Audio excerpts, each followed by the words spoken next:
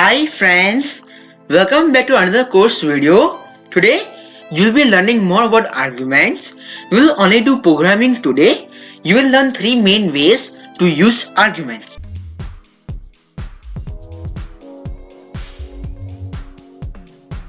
As your functions and the methods to use them become more complex, you may want to provide a little more control over precisely how you call the function and provide arguments to it.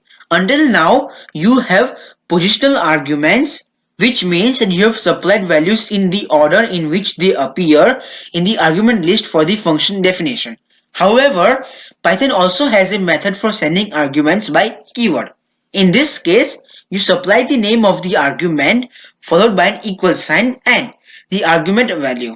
To see how this works, type this following code, and as you notice, the print function argument includes a list of items to print and that those items are separated by commas. In addition, the arguments are of different types. Python makes it easy to mix and match arguments in this manner. So now we'll test the function. I will call it first, and since we have two arguments over here, we have to pass two arguments over here as well. Each argument is separated by a comma. Of course, you want to try the function using positional arguments first, so you can type 2, 3. This will give us the sum of 2 and 3.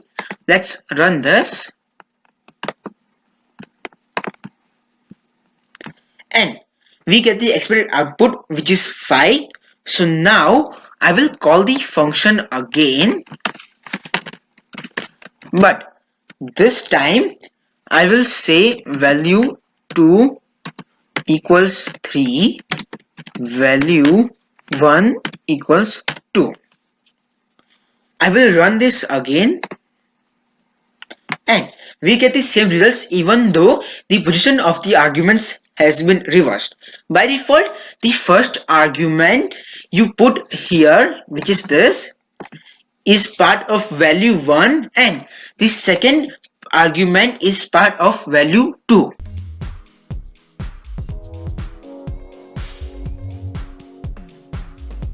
Whether you make the call using positional arguments or keyword arguments, the functions to this point have required that you supply a value.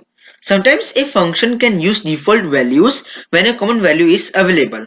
Default values make the function easier to use and less likely to cause errors when a developer doesn't provide an input. To create a default value, you simply follow the argument name with an equal sign and the default value. To see how this works, type this following code. This is yet another version of the original hello and updated hello2 functions. But hello3 automatically compensates for individuals who don't supply a value. When someone tries to call hello3 function without an argument, it doesn't raise an error. And also, we don't need these two functions. The reason I showed them to you is you can see the difference between the functions. Moving on, now I will test if whatever I said is true or not by calling the function without any arguments. Now let's run this. As you see, we got no errors and the default value that we set is printed. Now I will type an argument. I will say this is working. Run this. As you see, the default value is not printed, but the argument that we passed is printed. So what that means is if you pass an argument, then the value of greeting will be changed to the information you passed. Don't think that you can't pass any integer or float or boolean values. They also work. Try it yourself and tell me in the comments if those values work.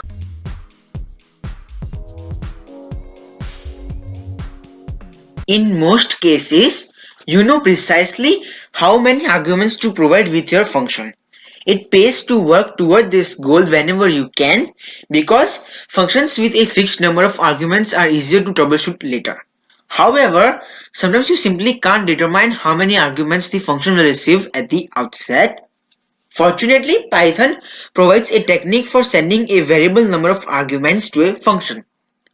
You simply create an argument that has an asterisk in front of it, such as this example as you see on the screen. The usual technique is to provide a second argument that contains the number of arguments passed as an input. Here is an example of a function that can print a variable number of elements. This example uses a for loop. It takes the arguments out of var args one at a time as shown here, places the individual argument into arg, this variable, and then prints arg using print function. What should interest you most is seeing how a variable number of arguments can work. After you are done typing this function and understanding it, type count 1, a test string. Now run it. You should see the number of arguments and the test string as output. Now we will do something a little bit different. We will type 3 strings. So count 3, 1, 2, 3. Now I will run it, and as you see, the function handles the variable number of arguments without any problem at all. So friends, this is the end of the video. I hope you understood everything.